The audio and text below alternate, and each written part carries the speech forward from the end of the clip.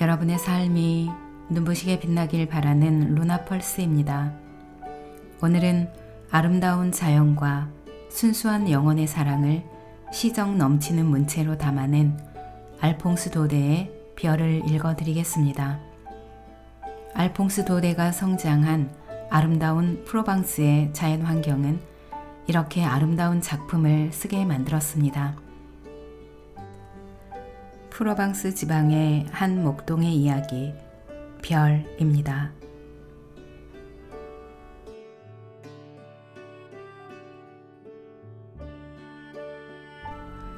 내가 리브롱산에서 양을 치고 있을 때의 이야기입니다. 몇 주일 내내 사람이라고는 그림자도 구경하지 못하고 양떼와 사냥개 검둥이만을 상대로 홀로 목장에 남아 있어야 했습니다.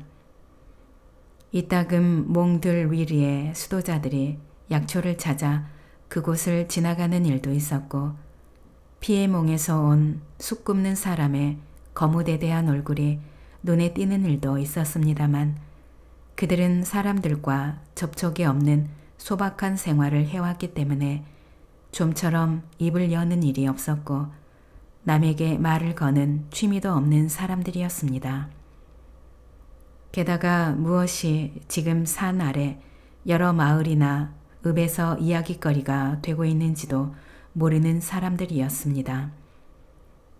그래서 두 주일마다 보름치에 먹을 것을 실어다주는 우리 농장 노새의 방울소리가 언덕길에서 들려올 때, 그리고 어린 머슴아이인 미아르의 그 또랑또랑한 얼굴이라든지 늙은 노라드 아주머니의 다갈색 모자가 언덕 위로 남실남실 떠오를 때면 나는 너무나 기뻐 어쩔 줄을 몰랐던 것입니다. 그때마다 나는 어느 집 어린이가 세례를 받았고 누가 결혼을 했는지 그 사이 산 아래에서 일어난 소식을 연거푸 캐물었습니다. 그러나 무엇보다도 가장 큰 관심은 주인댁 따님, 이 근처 백리 안에서 가장 예쁜 우리 스테파네트 아가씨가 어떻게 지내는가에 기울어 있었습니다. 나는 과히 관심을 가지는 기색을 보이지 않으면서도 아가씨가 자주 잔치에 참석하여 저녁 나들이를 하는지 여전히 새로운 남자친구들이 아가씨의 환심을 사러 오는지를 넌지시 알아보는 것이었습니다. 보잘것없는 일개 목동인 나에게 이런 일들이 무슨 소용이 있는 것이냐고 묻는다면 아마도 나는 이렇게 대답할 것 같습니다. 나는 20살이었고 스테파네트 아가씨는 그때껏 내가 본 사람들 중에서 가장 아름다웠다고. 어느 일요일이었습니다. 보름치의 식량이 오기를 눈이 빠지도록 기다렸는데 그날따라 아주 늦게 식량이 도착했었습니다. 아침 나절에는 큰 미사를 보고 오느라 그럴 테지 라고 생각했고 점심때가 되어 소나기가 퍼부었으므로 이번에는 길이 나빠 노새를 몰고 떠날 수가 없었으리라고 짐작하며 초조한 마음을 달랬습니다. 그런데 3시쯤 되자 마침내 하늘은 씻은 듯 개었고 비에 젖은 온 산이 햇빛을 받아 눈부시게 빛나는데 나뭇잎에 물방울 듣는 소리와 개천에 물이 불어 좔좔 넘쳐 흐르는 소리에 섞여 문득 방울소리가 들려왔습니다. 그건 마치 부활절에 울리는 교회 종소리만큼이나 맑고 경쾌한 소리였습니다. 그런데 막상 노새를 몰고 나타난 사람은 꼬마 미아르도 아니고 늙은 노라드 아주머니도 아니었습니다. 누구였을까요? 바로 우리 아가씨였습니다. 우리 아가씨가 노새 등에 실린 버들고리 사이에 의젓이 올라타고 몸소 나타난 것이었습니다. 맑은 산의 전기와 소낙비로 시원하게 씻긴 바람을 맞아 그녀의 얼굴은 온통 발갛게 상기되어 있었습니다. 미아르는 알아 누워 있고 노라두 아주머니는 휴가를 얻어 자기 아이들을 보러 갔다는 것이었습니다. 아름다운 스테파네트 아가씨는 노새에서 내리면서 내게 그 소식들을 전해주었습니다. 그리고 오는 도중 길을 잃어 늦어졌다고 덧붙였습니다. 그러나 그 곱고 빛나는 레이스로 단장한 옷차림을 보면 덤불 속에서 길을 찾아 헤맸다기보다는 차라리 어느 무도회라도 들러서 놀다가 늦어진 것처럼 보일 지경이었습니다. 오, 귀여운 아가씨. 아무리 바라보아도 실증이 나지 않았습니다. 그때까지 그렇게 가까이에서 아가씨를 바라본 적이 없었던 것입니다. 겨울이 되어 양떼를 몰고 벌판으로 내려가서 저녁을 먹기 위해 농장으로 들어가면 가끔 아가씨가 식당을 휙 가로질러 지나가는 때도 있었습니다만 거의 하인들에게는 말을 거는 일이 없었습니다.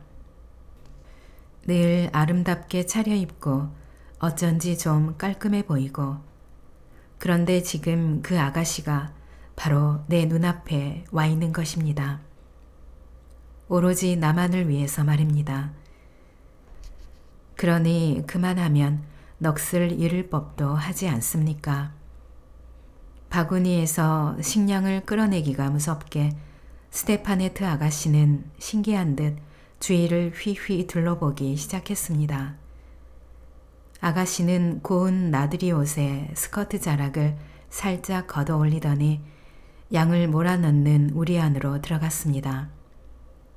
내 잠자리며 양모피를 깐 집자리며 벽에 걸린 커다란 두건 달린 외투며 내 채찍 그리고 구식 엽총 따위를 보고 싶어 했습니다. 그 모든 것이 아가씨에게는 재미있고 신기했던 것입니다. 그래, 여기서 산단 말이지. 가엾기도 해라. 항상 이렇게 혼자 있으니 얼마나 갑갑할까. 무얼 하며 시간을 보내지? 무슨 생각을 하면서? 당신을 생각하며. 아가씨. 불현듯 이렇게 대답하고 싶은 생각이 치밀었습니다. 사실 그렇게 대답한다고 해도 거짓은 아니었을 것입니다. 그러나 그 순간 어찌나 당황스럽던지 나는 선뜻 한마디도 하지 못했습니다. 아가씨는 아마 그러한 낌새를 분명히 눈치채고도 일부러 얄궂은 질문을 던져 내가 쩔쩔매는 꼴을 보고 즐거워했던 것인지도 모르겠습니다. 예쁜 여자친구라도 가끔 만나러 올라오니? 황금의 양이나 저 산봉우리 위를 날아다니는 에스테렐 선녀를 눈앞에 보는 듯 하겠구나. 이런 말을 하며 머리를 뒤로 젖히고 웃는 귀여운 몸짓을 하든지 요정처럼 나타났다가 숨 돌릴 겨를 없이 가버리는 그 서운한 느낌이 내게는 아가씨 자신이야말로 영락없이 에스테렐 선녀처럼 느껴지는 것이었습니다. 잘 있어. 조심히 가세요, 아가씨. 마침내 아가씨는 빈 바구니를 싣고 떠났습니다. 아가씨가 비탈진 산길 속에 가뭇없이 사라진 뒤에도 그 노새 발굽에 채어 연방 굴러 떨어지는 돌멩이 소리가 여전히 들려왔습니다. 그리고 그 돌멩이 하나하나가 그대로 내 심장 위에 덜컥덜컥 떨어져 내리는 것 같았습니다. 나는 오래오래 그 소리에 귀를 기울였습니다. 해가 질 무렵까지 그 애틋한 꿈이 달아날까봐 감히 손 하나 까딱 못하고 졸음에 겨운 듯 우두커니 서 있었습니다. 저녁 때가 다 되어 깊은 골짜기들이 차차 푸른 빛으로 변하고 양들도 우리 안으로 돌아오려고 매매 울면서 서로 몸을 비비대고 있을 무렵이었습니다. 바로 그때 비탈길에서 나를 부르는 소리가 들리더니 우리 아가씨가 나타났습니다. 방금 전처럼 생글생글 웃던 모습은 간데없고 흠뻑 물에 젖어서 추위와 공포로 몸을 떨고 있었습니다. 아마 소나기 때문에 물이 불어난 산 아래 소그르 강을 건너가려다가 물에 빠진 모양이었습니다. 딱하게도 날까지 저물어 농장으로 돌아갈 생각을 하지 못한 것입니다. 지름길이 있기는 했지만 아가씨 혼자서는 도저히 찾아갈 수 없을 터이고 그렇다고 내가 양떼를 내버려 두고 떠날 수는 없었기 때문입니다. 산에서 밤을 보낸다고 해도 가족들이 걱정할 생각에 아가씨는 안절부절 못했습니다. 나는 아가씨를 안심시키려고 애썼습니다. 7월이라 밤이 아주 짧습니다. 아가씨, 잠시만 참으시면 될 겁니다. 이렇게 아가씨를 달래놓고는 얼른 불을 활활 피워 발과 시냇물에 젖은 옷을 말리게 했습니다. 우유와 치즈도 가져다 주었습니다. 그러나 가엾은 아가씨는 불을 쬐려고도 무엇을 먹어볼 생각도 하지 않았습니다. 아가씨의 눈에 굵은 눈물방울이 맺히는 것을 보았을 때는 나까지 울고 싶어졌습니다. 그러는 동안 밤이 되었습니다. 아득한 산꼭대기 뒤에 뿌연 햇볕과 희미한 석양빛이 남아 새 모피를 깔아놓고 안녕히 주무시라는 인사를 하고 나서 나는 밖으로 나와 문 앞에 앉았습니다. 마음속에 뜨거운 사랑이 타오르는 것 같았지만 나쁜 생각은 티끌만큼도 떠올리지 않았다는 것을 하느님은 아실 겁니다.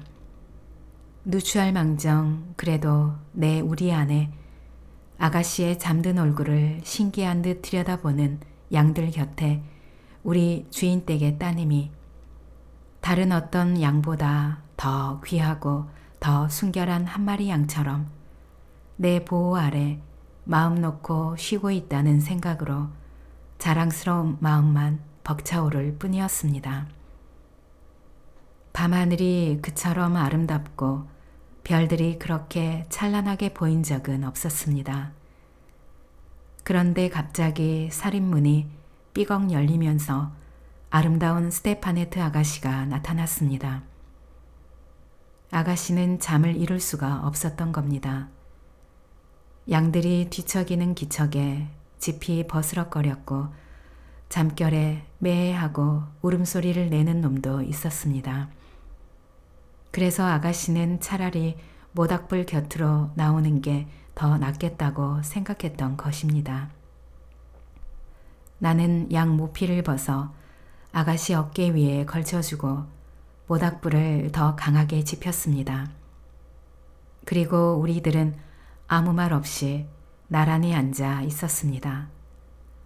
만약 당신이 별을 바라보며 바깥에서 밤을 새워본 적이 있다면 사람이 모두 잠든 깊은 밤중에는 또 다른 신비로운 세계가 정막 속에 눈을 뜬다는 것을 누구나 알고 있을 것입니다. 그때 샘물은 훨씬 더 맑은 소리로 노래 부르고 못에는 자그마한 불꽃들이 반짝입니다. 온갖 산신령들이 거침없이 오락가락 노늘며 대기 속에는 마치 나뭇가지나 풀잎이 부쩍부쩍 자라는 소리라도 들리듯이 바스락거리는 소리들. 그 들릴 듯 말 듯한 온갖 소리들이 일어납니다.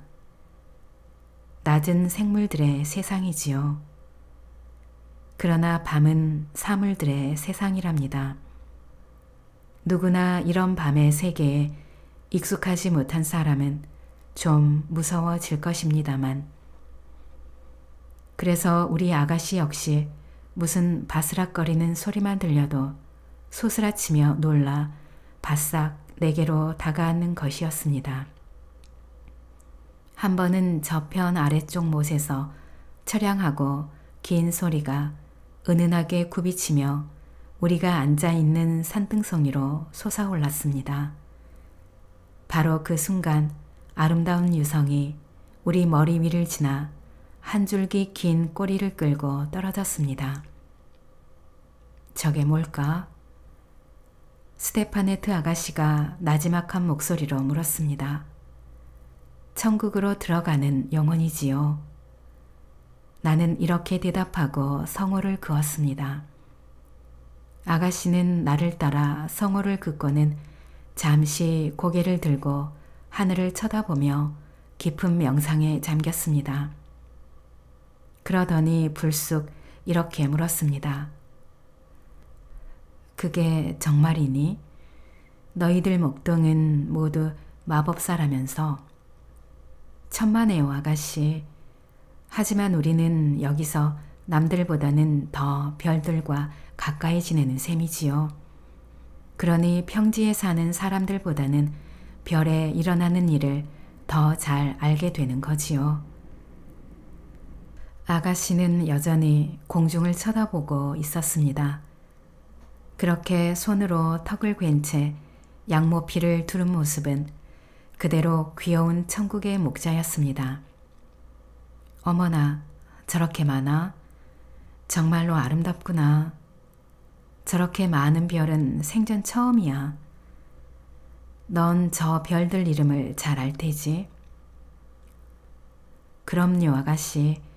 자, 바로 우리들 머리 위를 보세요. 저게 성 야곱의 길 은하수랍니다. 프랑스에서 곧장 에스파냐 상공으로 통하지요. 샤를마뉴 대왕이 사라센 사람들과 전쟁을 할 때 바로 갈리스의 성 야곱이 용감한 샤를마뉴 대왕에게 길을 알려주기 위해서 그어놓은 것이랍니다.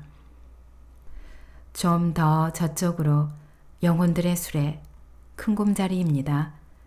영혼들의 수레와 그 번쩍이는 굴대 4개가 보이지요. 그 앞에 있는 별 셋이 3마리의 야수이고 그 3번째 별 바로 곁에 붙어있는 아주 작은 꼬마 별이 마차꾼이고요.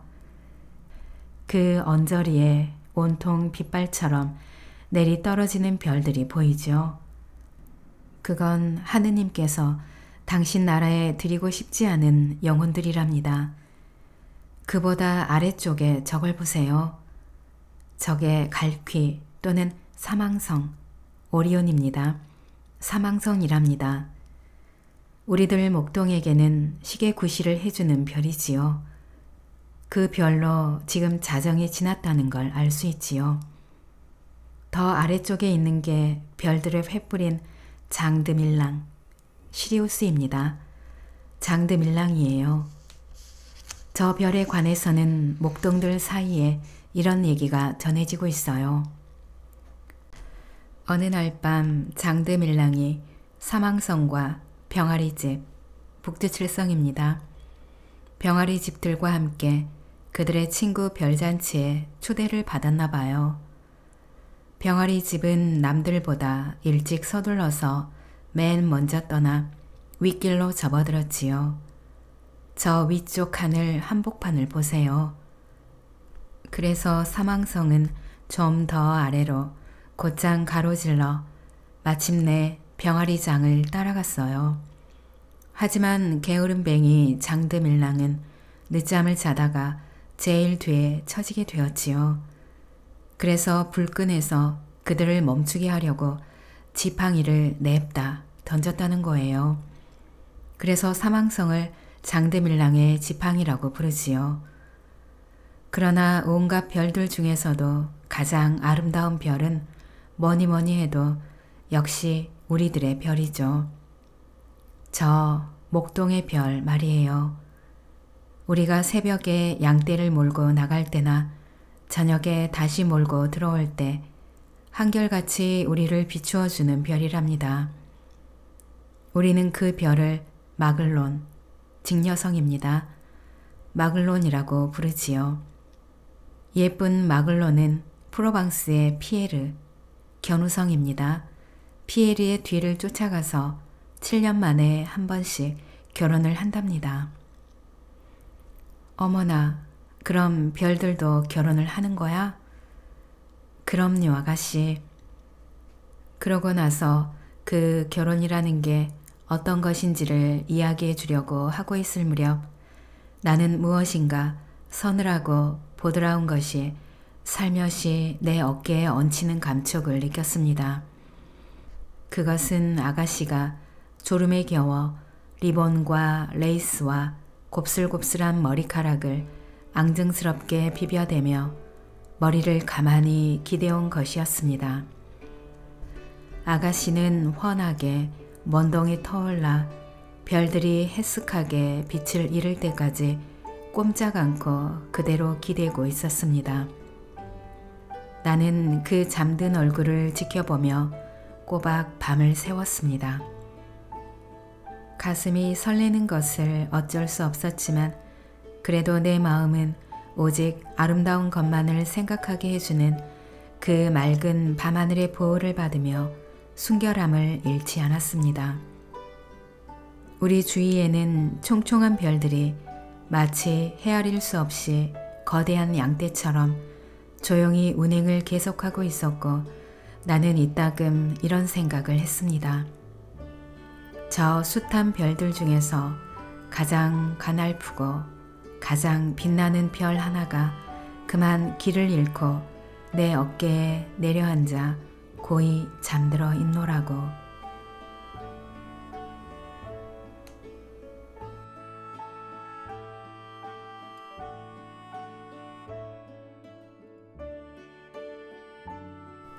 낭독은 여기까지입니다. 여러분의 구독과 좋아요, 댓글은 저에게 큰 힘이 되는 거 아시죠? 오늘도 끝까지 들어주셔서 감사합니다.